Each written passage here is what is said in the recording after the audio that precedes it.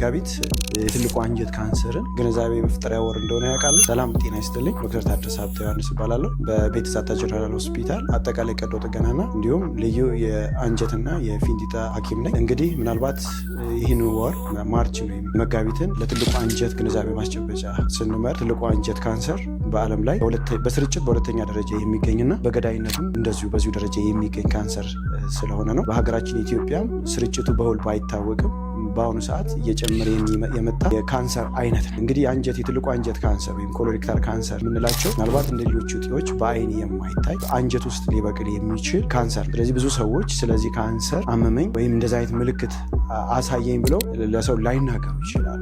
ስለዚህ ጉዳይ ግንዛቤ ማስጨበጥ ለህብረተሰቡ ማሳወቅ ግድ ይለናል። እንግዲህ ትልቁ አንጀት ቅድም እንዳልነው ስርጭቱ በሶስተኛ ደረጃ ወይም በገዳይነቱ ሁለተኛ ደረጃ ላይ የሚገኝ ሲሆን በሚቀጥሉት 5 ዓመታት ወይም በ2030 በዓለም ላይ እድሜያቸው ከ20 እስከ 49 በሚደርሱ ሰዎች ላይ ቀዳሚውን የሞት ምጣኔ ይወስዳል ተብሎ ከሚታሰቡ ካንሰሮች ውስጥ።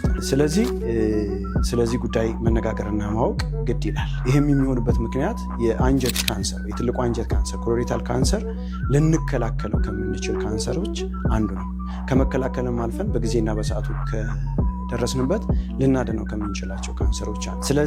ስለዚህ ነቀርሳ ወይም ካንሰር ዛሬ እንነጋገራለን ማለት ነው። እንግዲህ ምናልባት ይህ የአንጀት እጢ እብጠት ምን ማለት ነው፣ ምን አይነት ምልክቶች ሊያሳይ ይችላል ብለን ስንነጋገር በአብዛኛው ይሄ ቼንጅ ኢን ባውል ሃቢት የምንላቸው ቀድሞ ከነበረን አንጀት ሰገራ የምንወጣበት ልማዳችን የተለየ ነገር ስንመለከት ነው። ለምሳሌ አንጀት ድርቀት ሊሆን ይችላል፣ ተቅማጥ ሊሆን ይችላል፣ ህመም ሊሆን ይችላል።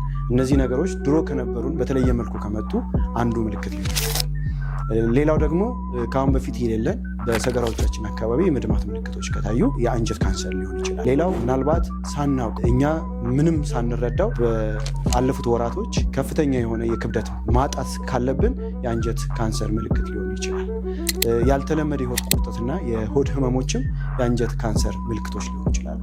ነገር ግን እነዚህ ሁሉ አሉ ማለት ሙሉ በሙሉ አንድ ሰው የአንጀት ካንሰር አለው ብለን ለመናገር ይከብደናል። ስለ አንጀት ካንሰር ስንነጋገር አንጀት ካንሰር ሊያመጡ የሚችሉ ነገሮች ምንድን ናቸው? አጋላጭ ነገሮች ብለን የምንናቸው ነገሮች ምን ናቸው ብለን ማንሳት ግድ ይለናል።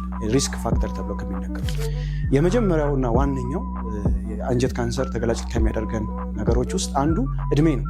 በተለይ እድሜያቸው እየገፋ በሄደ ቁጥር ከ50 እና ከዛ በላይ ተብሎ ነበር የሚነገረው። አሁን ግን ከ45 ጀምሮ ያሉ የህብረተሰብ ክፍሎች ለአንጀት ካንሰር ተጋላጮች ናቸው። እድሜ ልንቀይረው የማንችል ለአንጀት ካንሰር አጋላጭ የሆነ ነገር ነው። ሌላው የአመጋገብ ስርዓታችን ነው። በተለይ ቅጥ ያጣ የአመጋገብ ስርዓት የሚከተሉ ሰዎች ለአንጀት ካንሰር ይጋለጣሉ። በተለይም ፋይበር የሌላቸው ወይም አሰር የሌላቸው ከፋብሪካ ውስጥ ፕሮሰስ